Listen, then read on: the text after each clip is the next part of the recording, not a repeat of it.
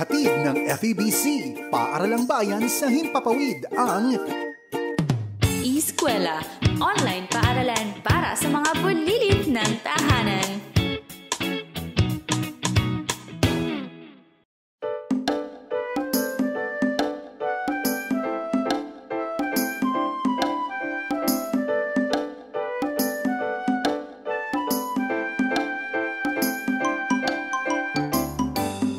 Halina, halina, matuto sa eskwela, wika at siyensya. Halina, halina, matuto sa eskwela, sining at matematika. Tuklasin ang mga hiwaga ng mundong kinahaharapan. Magkulay na kinabukasan, ito'y iyong makakamtan. Kakayanin natin ito, may saysay ang buhay mo. Magsikap at matuto, gamitin ang iyong talino. Halina, halina, matuto sa eskwela, wika at siyensya. Halina, halina, matuto sa eskwela, sining at matematika.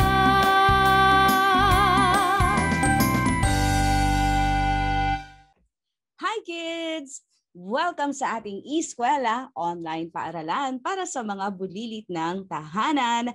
Ako ang inyong Teacher Jo, kasama nyo dito sa ating online learning. Kamusta ba kayo? Sana ay excited na kayo sa panibagong aral na inyong matututunan kahit kayo ay nasa loob ng inyong mga tahanan. At alam ko, summer na. Marami sa atin gustong lumabas, lalo na yung mga nasa NCR. Pero kahit nasaan kayo sa Pilipinas o sa ibang bansa, nakikinig at nakikisali dito sa ating online paaralan para sa mga bulilit ng tahanan dito sa Eskwela, lagi niyong tatandaan ang pananatiling ligtas ng inyong pangangatawan. Paano? Sa paanong paraan? Always wash your hands. And when you wash your hands, you sing happy birthday. Para mas malinis ang inyong paghuhugas ng kamay, do not forget to soap all the fingers. Yan. So dapat yan, nililinis ng maayos ang bawat daliri ng iyong mga kamay.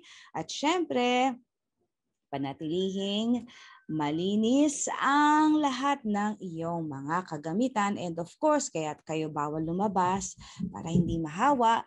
And when you go outside, kung kinakailangan at mayroong gagawin like pagpapacheck up sa doktor, ay magsusuot ng face mask at face shield. At habang kayo ay nandito naman sa loob ng inyong mga bahay, huwag po kayong mag-alala mga bata, dahil narito ang Eskwela, online paaralan para sa mga bulilit ng tahanan na siyang gagabay sa inyong mga aralin. At sa pasimula ng ating klase, meron tayong 3 requirement. Ilan? Tama, 3 requirement. 3 lang naman. Una ay ang dapat uupo ng maayos sa iyong pakikinig. Paano ba ang pag-upo ng maayos? Sige nga, patingin nga.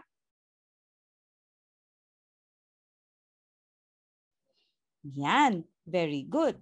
Ganyan ang pag-upo ng maayos sa inyong pakikinig. Pangalawa, dapat ay may nakahandang lapis at papel. Nasaan ang inyong mga lapis at papel? Ihanda na.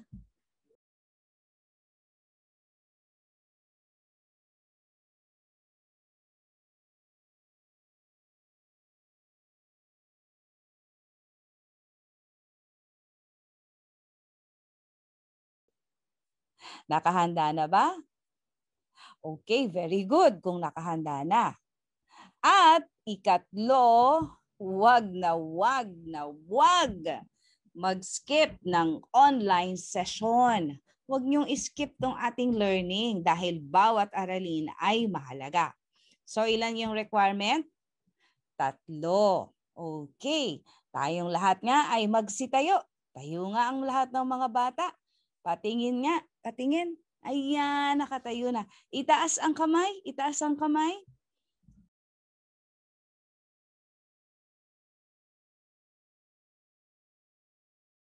Very good. Pagtaas ng kamay, iwagayway. Wave. Okay, very good. Wave at magsabi ng hi. Ayan. Yung iba napapatawa pa nung sinabing hi. At sabihin, ako po si... Okay, ganito ha. Sasabihin mo, hi, ako po si... Halimbawa, ako, gagawin ko, hi, ako si Teacher Jo. Ikaw naman.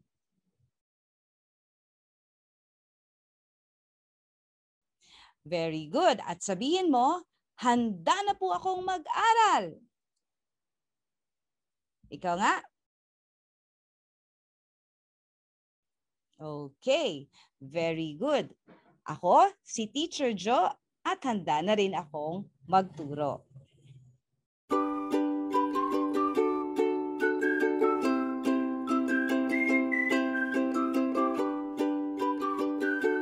Hello kids!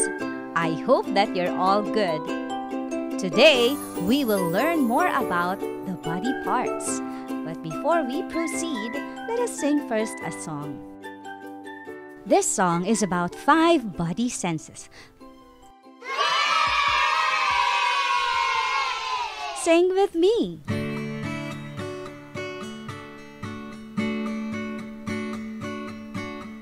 Five senses, we have them, seeing, hearing, touching, tasting and smelling.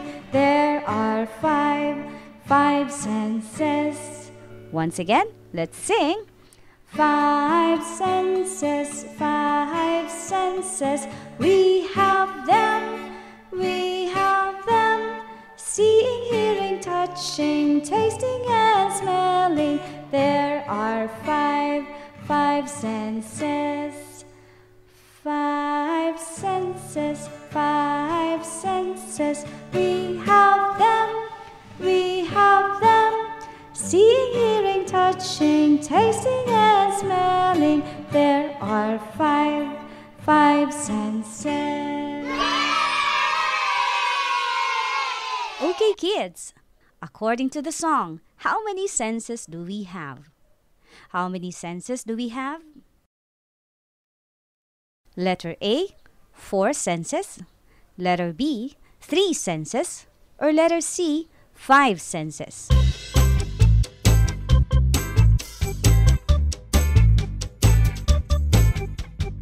If your answer is letter C, 5 senses, you are correct. Number 2. What are the senses mentioned in the song 5 Senses? You still remember those? Let's name them one by one. Seeing, hearing, touching,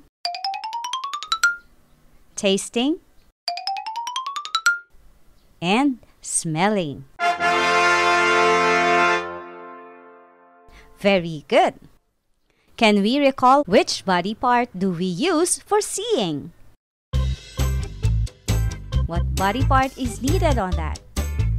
Which body part do we use for seeing? Very good. The eyes.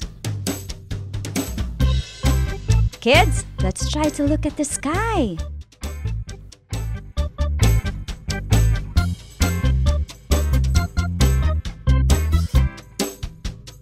Try to look at the sky. Can you see it through the window? What is the color of the sky? Did you see colors white and blue? Which body part did you use in looking at the color of the skies? Very good. You used your eyes. How about hearing? What body part is used for hearing? Can you hear this sound?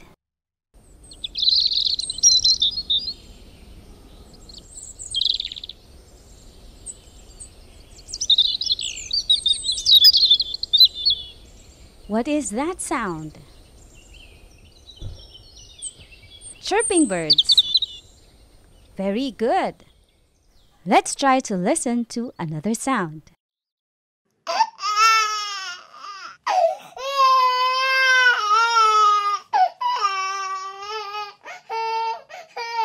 Can you name that sound? You're right. That's a sound of a crying baby. How about this one?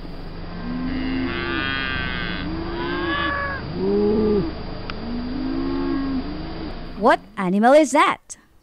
Does it sound like a cow mooing? Yay! Correct. That sound comes from a cow. You have a very good listening skills, kids. How about touching? Which body part do we use? Okay, so in touching, we use our hands. In tasting, which body part do we use?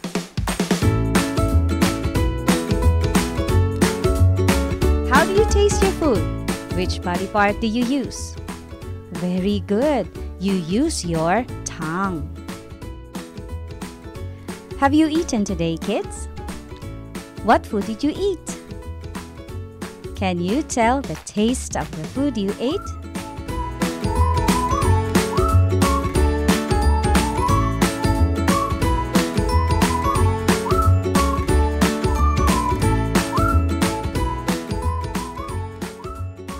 Which body part did you use in tasting the food?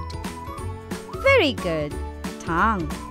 Okay, let's have some exercises. What's the taste of sugar? What's the taste of sugar? Is it letter A, sweet? Or letter B, salty? Is it sweet, letter A? Or letter B, salty?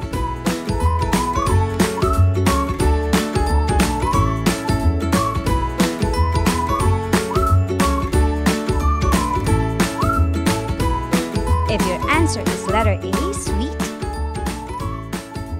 you are correct because the taste of sugar is sweet. How about calamansi? Calamansi. What is the taste of calamansi? Letter A, sweet, or letter B, sour? Letter A, sweet, or letter B, sour?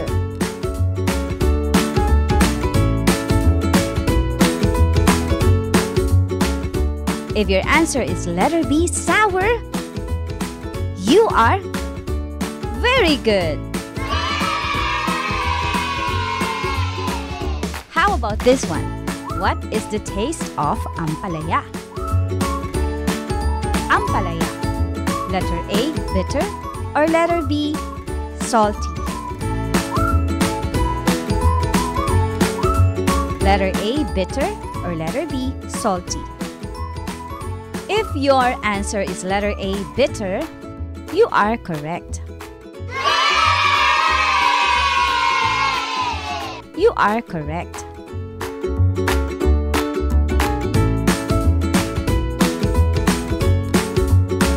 What is the taste of bagoong? What is the taste of bagoong? Letter A, is it salty? Or letter B, it's sour? Letter A, salty, or letter B, sour?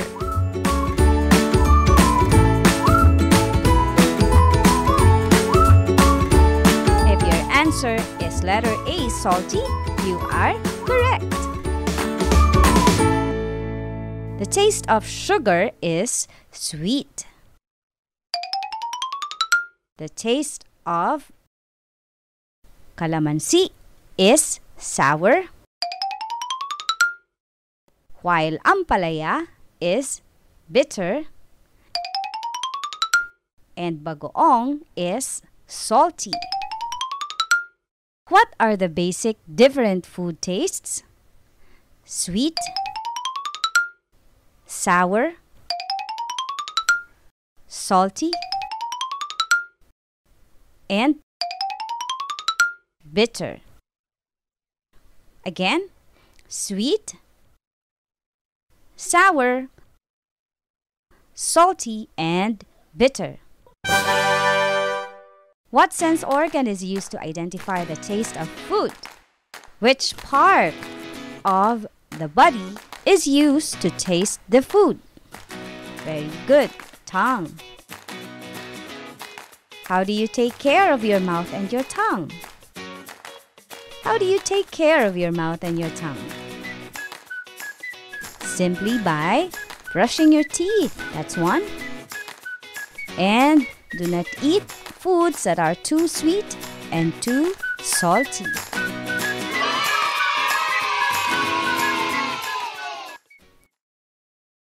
So today, you have learned that your tongue is used for tasting foods of different tastes. This time, I'd like you to get an alcohol. Do you have your alcohols with you?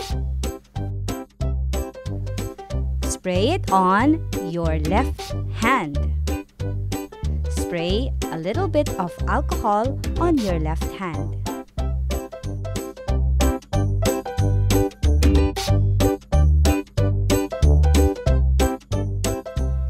How does it smell? Does it smell clean and fresh? Very good. What sense organ did you use in smelling? Today, we will learn more about the sense of smelling. Yes, we will use our nose to help us identify the different odors.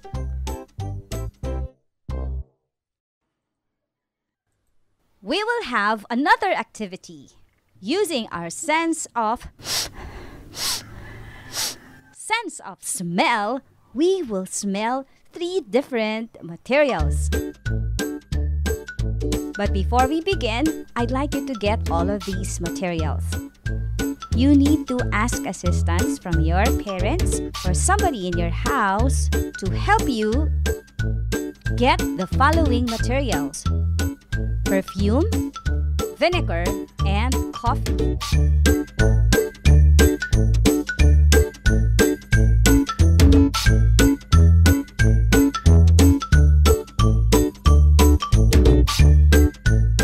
Are you ready, kids? Let's try smelling the perfume. Okay. Next is the vinegar. And coffee. Which smell do you like most? Most of you like the smell of perfume. That's good.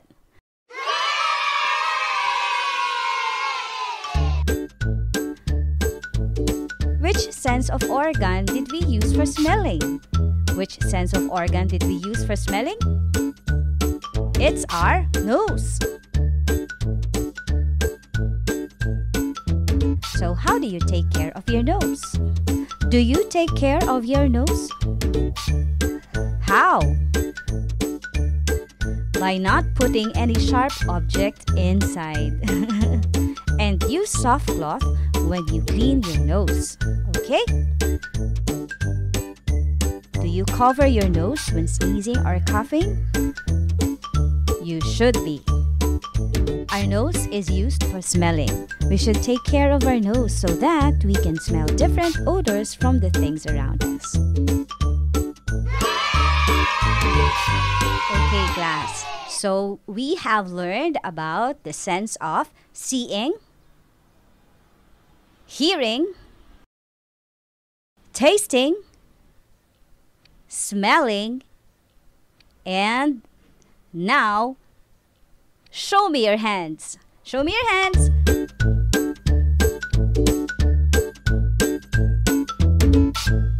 Up, up. Show me your hands. And clap your hands all together. Clap your hands together. Hooray! Let me hear it louder. Hooray! Good clapping, because today we will explore more on what our hands can do.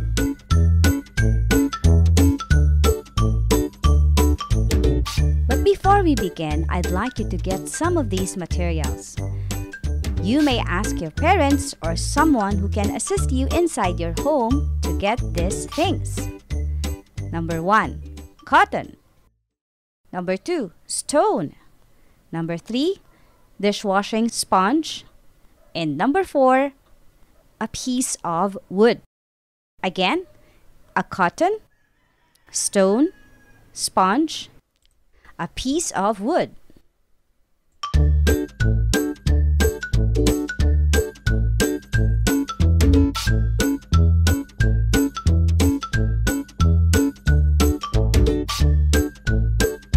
Are you ready, class? Among these objects, the cotton, stone, sponge, and a piece of wood, can you name which objects are soft? Is it the cotton, the sponge, the stone, or a piece of wood? Which objects are soft? The soft objects are cotton and sponge. Which objects are hard? If your answers are the stone and a piece of wood, you are correct. How were you able to tell these objects if it is soft or it is hard? Very good. By touching them. So what sense of organ did we use in touching those things? The cotton, the sponge, the stone, and the piece of wood. Yes, we used our hands.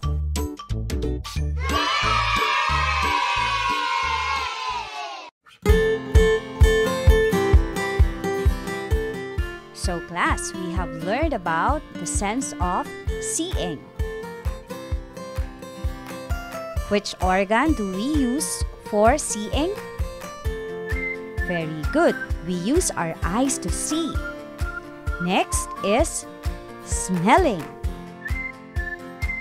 Which organ do we use for smelling? We use our nose. How about in hearing? What part of the body do we use to hear a sound?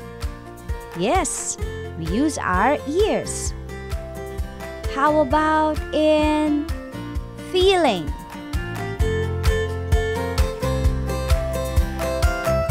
What part of the body do we use to feel something? If it's rough, if it's soft, or it's hard?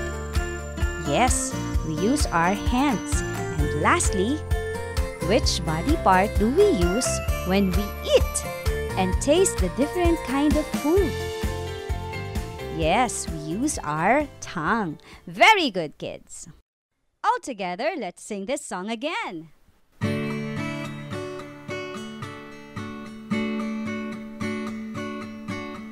Five senses, we have them,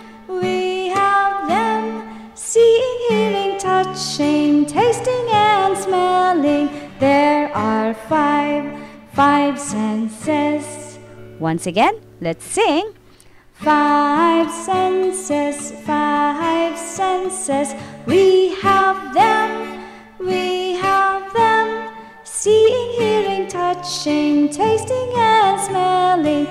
There are five senses. Five senses, five senses. We have them. Seeing, hearing, touching, tasting and smelling. There are five senses. Hi kids! Handa na ba kayo sa panibago nating lesson? Sa araling ito, ikaw ay inaasahang makasasagot sa mga tanong tungkol sa napakinggang pabula at makapagtatanong tungkol sa larawan, kwento at napakinggang balita. Pakinggan mo ang isang pabula. Ang pabula ay kwento kung saan ang mga hayop ang siyang tauhan. Ito ay kathang-isip lamang, ngunit nag-iiwan ng aral sa mambabasa.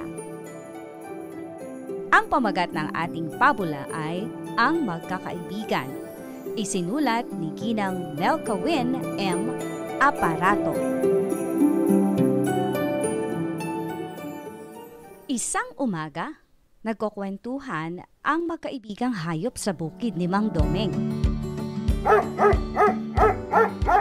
Magandang umaga mga kaibigan. Ang masiglang bati ni Bantay sa mga kaibigan. Magandang umaga rin naman sa iyo, Bantay. Ang tugon ni Koy Baboy. Mukhang masaya ka yata, Bantay. Meow. Meow. Ang puna ni Pusing Pusa. Oo nga! Ikwento mo naman sa amin kung bakit. Ang pagsang-ayon ni Chuk Manok. Talagang masaya ako. Paano ay pinasyal ako kahapon ni Among Domeng sa bayan. Ang masayang kwento ni Bantay. Wow! Gusto ko na rin makapamasyal sa bayan. Hindi pa ako nakakarating doon. Ano-ano ba ang nakita mo?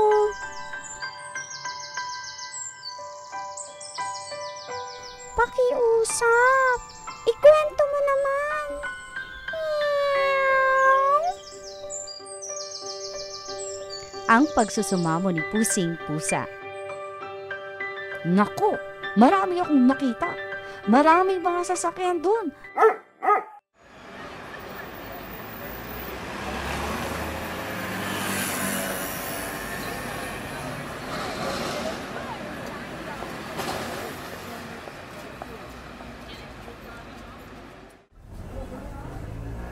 At mayroon din mga babala. Ang sabi ni Bantay. Babala? Ang tanong ni Koy Baboy. Hindi mo alam yun? Para yun lang. Ang mga babala ay mga paalaalang dapat sundin upang hindi mapahamak. O kaya ay di makasira ng mga kagamitan. Palibasa, puro pagkain na nasa isip mo, kaya hindi mo alam ang ganong kasimpleng bagay. Tingnan mo, taba mo. Wala ka namang alam.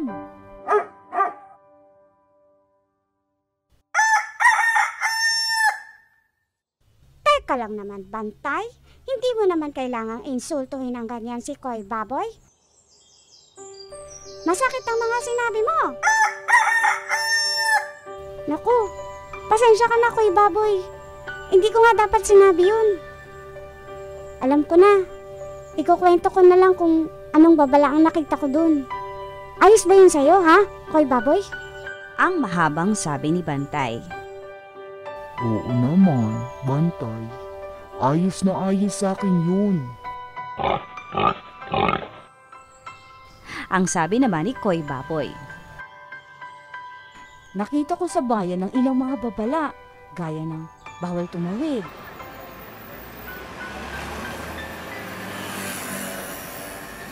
Bawal magtapon ng basura. At bawal magsakay o magbaba. Ang paliwanag ni Bantay.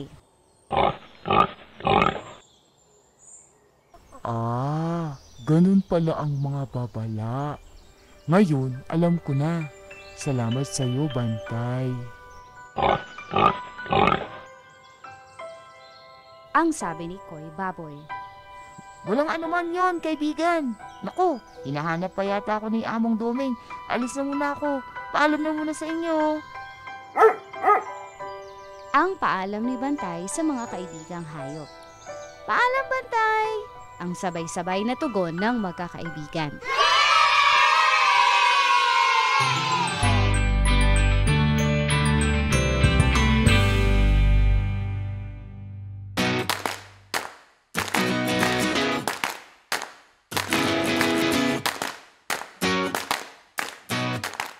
Sa ating gawaing pagkatuto, sagutin ang mga tanong tungkol sa ikinuwento kong pabula. Mangangailangan kayo ng inyong lapis at ng papel.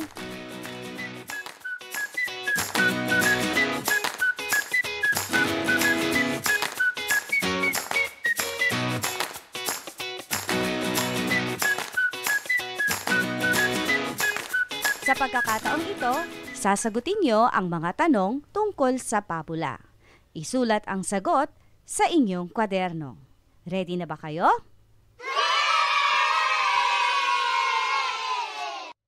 Ano-anong hayop ang ipinakilala sa napakinggang kwento? Naalala niyo ba?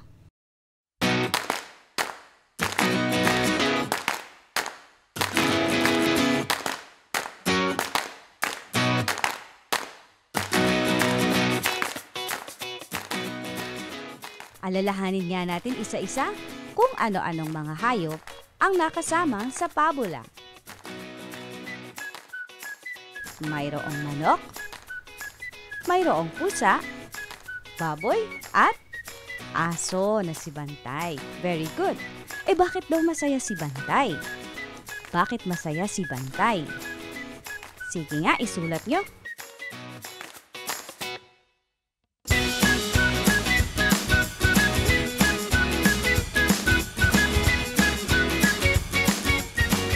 Bakit nga ba masaya si Bantay?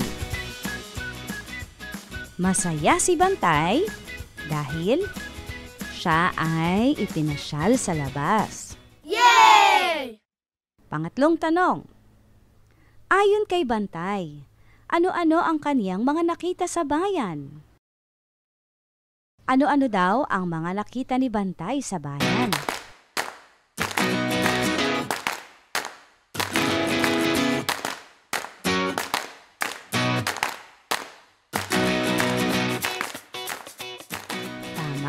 Nakakita si Bantay ng iba't ibang mga babala. Ano-ano kaya yung mga babala ayon kay Bantay? Ano-ano ang mga babala ayon kay Bantay?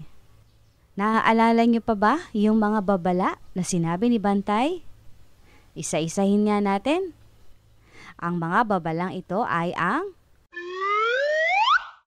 bawal tumawid, bawal magtapon ng basura, at bawal magsakay o magbaba.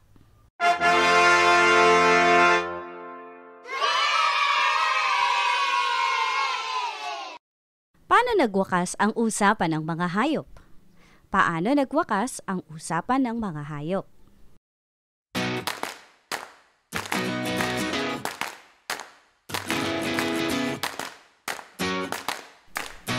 Nagkasundo-sundo ba sila?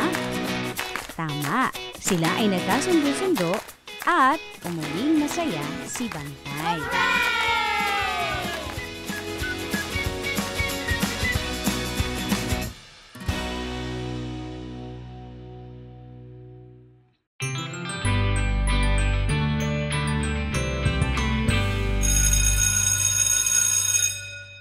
Narito pa ang isang babasahing pabula na dapat ninyong pakinggan at sagutan ang mga katanungan sa hulihan. Ang daga at ang leon. Isang daga ang nakatuwaang maglaro sa ibabaw ng isang natutulog na leon. Kanyang inakyat ang likuran ng leon at pagdating sa itaas, ay nagpatausdos siya pababa. Sa katuwaan ay hindi niya napansin na nagising ang leon. At dinakma ng leon ang daga at hinawakan sa buntot. Nawari balak siyang isubo at kainin. Natakot at nagmamakaawa ang daga. Ipagpaumanhin mo, kaibigan. Hindi ko sinasadyang gambalain ka sa pagtulog mo. Wala akong masamang hangarin. Nakatuwaan ko lamang na maglaro sa iyong likuran. Huwag mo akong kainin.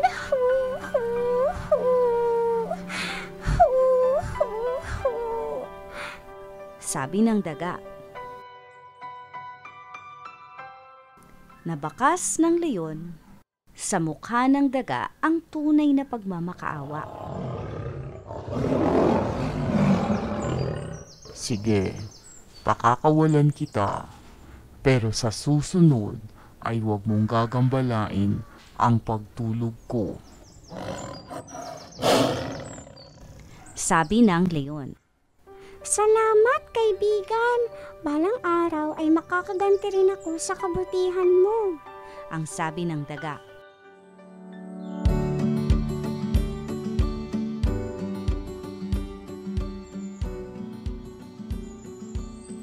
Lumipas ang maraming araw at minsan sa pamamasyal ng daga sa kagubatan ay kanyang napansin ang isang lambat na nakabitin sa puno.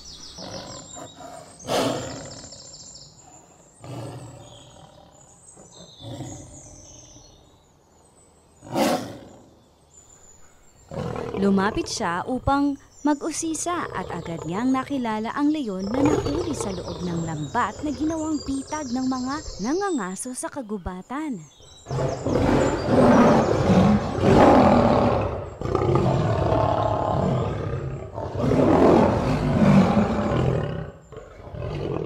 Dali-daling umakyat ang daga sa puno at nginat-ngat ang lubid na nakatali sa lambat.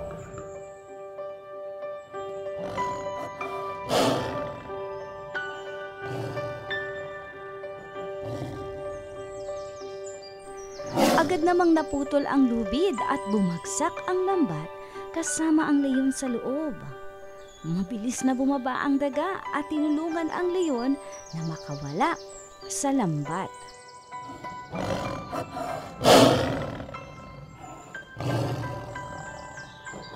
Utang ko sa iyo ang aking buhay. Laking pasasalamat na sabi ng leon sa kaibigang daga.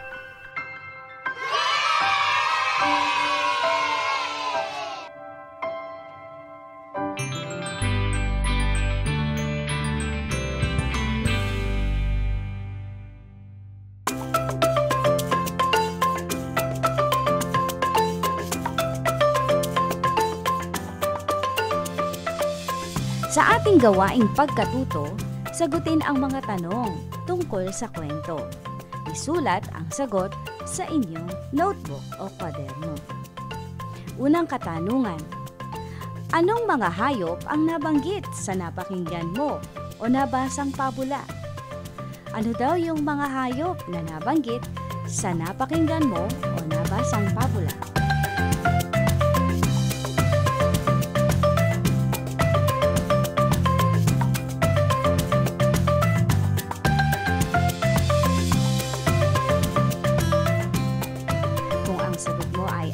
At ang daga, ikaw ay tama.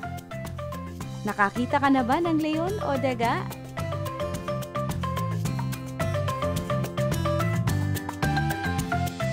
Aba, yung iba ay nakakita na raw ng leon. Yung iba naman ay hindi pa nakakakita ng leon. At marami ang sumagot na nakakita na ng daga. Ano ang pamagat ng napakinggang kwento o pabula? Ano ang pamagat ng napakinggang kwento o pabula? Letter A, ang pagtulog ng leon. O letter B, ang daga at ang leon. Letter A, ang pagtulog ng leon. O letter B, ang daga at ang leon.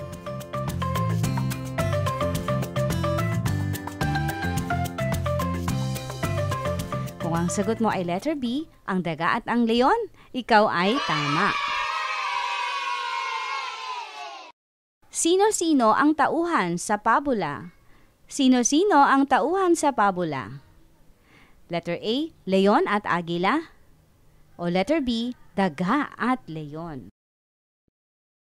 Letter A, leon at agila.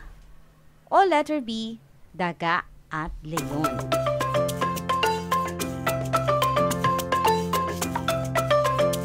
Kung ang sagot mo ay letter B, ang leon at ang daga, ikaw ay tama. Sino ang naglalaro sa ibabaw ng natutulog na leon? Sino ang naglalaro sa ibabaw ng natutulog na leon? Letter A, aso. O letter B, daga.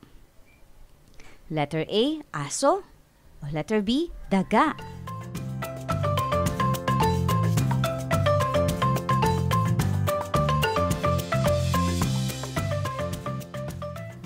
Kung ang sagot mo ay letter B, daga, ikaw ay tama.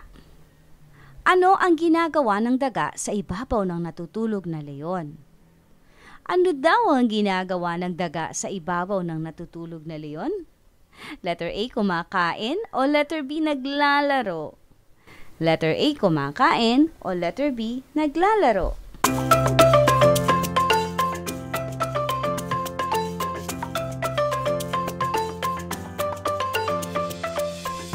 Kung ang sagot mo ay letter B, naglalaro, ikaw ay tama. Saan daw namasyal si daga? Saan daw namasyal si daga? Letter A, sa kagubatan. O letter B, sa ilog? Letter A, sa kagubatan. O letter B, sa ilog?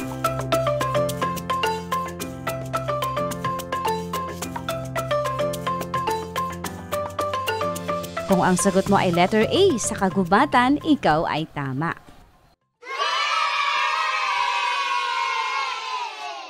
Sino ang nakita ng daga na ginawang bitag ng nangangaso sa kagubatan? Sino ang nakita ng daga na ginawang bitag ng nangangaso sa kagubatan? Letter A, leon. O letter B, pusa? Letter A, leon. O letter B, pusa? Letter A, leon. O letter B, pusa? Letter A, leon. O letter B, pusa?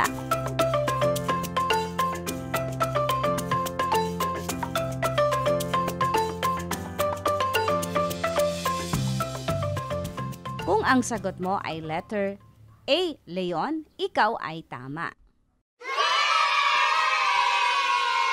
Ano ang sinabi ng daga sa leon nang dakmain siya nito? Ano ang sinabi ng daga sa leon nang dakmain siya nito? Letter A, ipagpaumanhin mo kaibigan, hindi ko sinasadyang gambalain ka sa pagtulog mo. O letter B, ay sorry, hindi ko alam na nasa likod mo ko. Letter A, ipagpaumanhin mo kaibigan, hindi ko sinasadyang gambalain ka sa pagtulog mo. O letter B, ay sorry, hindi ko alam na nasa likod mo ko.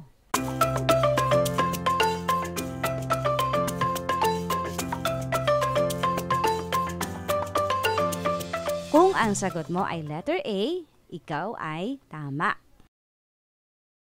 Paano iniligtas ng daga ang leon? Paano iniligtas ng daga ang leon? Letter A, ginatngat ng daga ang lubid ng lambat. O letter B, nagpatulong siya sa kapwa hayop. A, ginatngat ng daga ang lubid ng lambat. B, nagpatulong siya sa kapwa hayop.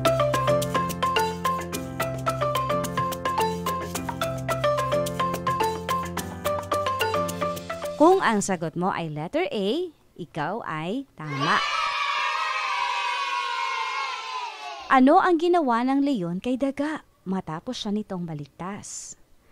Ano ang ginawa ng leon kay daga matapos nitong maligtas? Letter A, tumakbo ang leon papalayo kay daga. O letter B, nagpasalamat ang leon sa daga at sinabing, utang ko sa iyo ang aking buhay. Letter A, tumakbo ang leon papalayo kay daga. O letter B, nagpasalamat ang leon sa daga at sinabing, utang ko sa iyo ang aking buhay.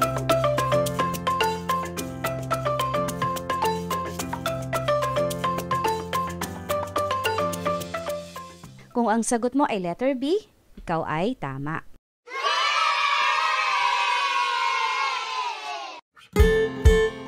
Ano ang aral na makukuha natin sa pabulang ito?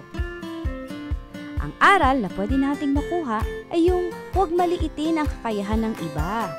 Maliit man ang iyong kapwa, ay may kakayahan pa rin itong makatulong sa paraang hindi madalas inaasahan ng iba.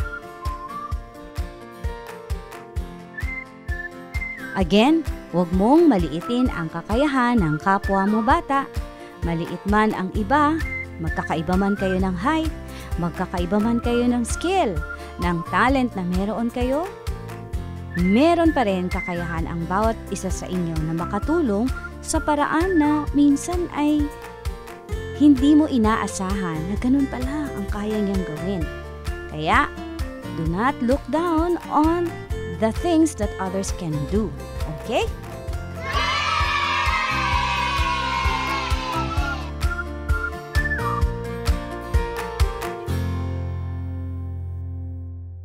Kids, ang dami nating natutunan ngayong araw na ito at nawa ang lahat ng inyong mga natutunan dito sa e-eskwela, online paaralan para sa mga bulilit ng tahanan na kagaya ninyo ay maisa sa puso ninyo, maisa sa isip at maisa sa gawa. Habang kayo ay nasa loob ng inyong mga tahanan at hindi pa pwedeng pumasok sa paaralan, manatiling produktibo, manatiling nag-aaral at manatiling inspirado. Iiwanan ko sa inyo itong passage mula sa Unang Kronika 16:11. Magtiwala kayo sa Panginoon at sa Kanyang kalakasan, palagi kayong dumulog sa Kanya. Sa pang-araw-araw ng inyong buhay, huwag kalilimutan, kids, na manalangin at magtiwala sa ating Diyos dahil Siya lamang ang nagbibigay sa atin ng kalakasan para mabuhay at makasurvive sa gitna ng pandemya at matuto sa gitna ng maraming limitasyon sa paaralan. Ako po si Teacher Jo Cabrera Alabastro, hanggang sa susunod nating lesson dito sa e-eskwela, online paaralan para sa mga bulilit ng tahanan. E-eskwela, online paaralan para sa mga bulilit ng tahanan.